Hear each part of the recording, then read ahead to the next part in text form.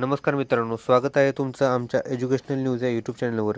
तर मित्रांनो, आपण आज या व्हिडिओमध्ये माझी लाडकी बहीण या योजनेमध्ये काही बदल व अटी रद्द केलेल्या आहेत यासंबंधीची एक महत्त्वाची अपडेट घेऊन आलेलो आहे। ते आपण पुढे पाहणारच आहोत। त्यापूर्वी आपण जर आमच्या चॅनलवर नवीन असाल तर लगेच सबस्क्राइब करून या व्हिडिओला लाईक करून शेअर नक्की करा। चला तर मग व्हिडिओला सुरुवात करूयात। तर मित्रांनो, यामध्ये महाराष्ट्र सरकारने राज्यभरातील महिलांना मोठी खुशखबर दिली आहे। महाराष्ट्र सरकारकडून राज्यातील महिलांना मुख्यमंत्री लाडकी बहीण योजनेतून आता दर महिन्याला 1500 रुपये मदत म्हणून दिले जाणार आहेत। या योजनेतून राज्यातील 21 ते 60 वयोगटातील महिलांना दर महिन्याला 1500 रुपयांची मदत मिळेल, अशी माहिती सरकारने दिली होती। यानंतर या योजनेत आणखी बदल करत सरकारने 21 ते 65 वयोगटातील महिलांना या योजनेचा लाभ घेता येईल, असं उपमुख्यमंत्री अजित पवार यांनी स्पष्ट केलं आहे। राज्य सरकारच्या घोषणेनुसार एकाच कुटुंबातील मुलगी आणि आईलाही आता या योजनेचा लाभ मिळणार आहे। फक्त दोघींचं वय हे 21 ते 65 वयाच्या दरम्यान असणं आवश्यक आहे। या योजनेसाठी नेमक्या अटी शर्ती काय ते आपण या ठिकाणी पाहूयात। यामध्ये सदर योजनेत अर्ज करण्याची मुदत दिनांक 1 जुलै 2024 ते 15 जुलै 2024 पर्यंत ठेवण्यात आली होती।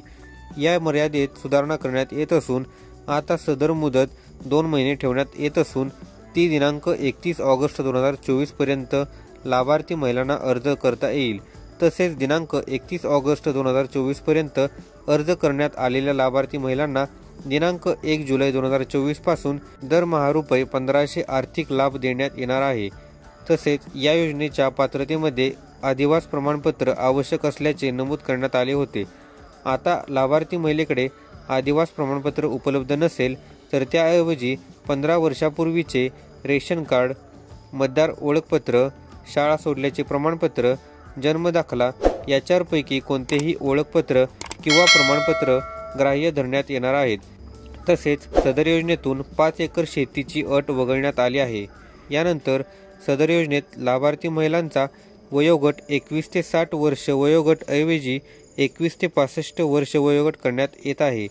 तसेच परराज्यात जन्म झालेल्या महिलांनी महाराष्ट्रातील अधिवास असणाऱ्या पुरुषाबरोबर विवाह केला असेल तर अशा बाबतीत त्यांच्या पतीचे जन्मदाखला, शाळा सोडल्याचे प्रमाणपत्र, अधिवास प्रमाणपत्र ग्राह्य धरण्यात येणार आहे।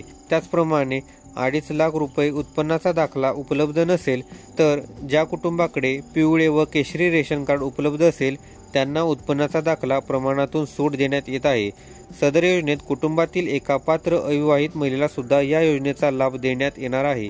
या महिलांना मिळणार नाही योजनेचा लाभ। महिलांच्या कुटुंबाचे एकत्रित उत्पन्न 2,50,000 रुपयांपेक्षा जास्त आहे अशा कुटुंबातील महिलांना योजनेचा लाभ मिळणार नाही।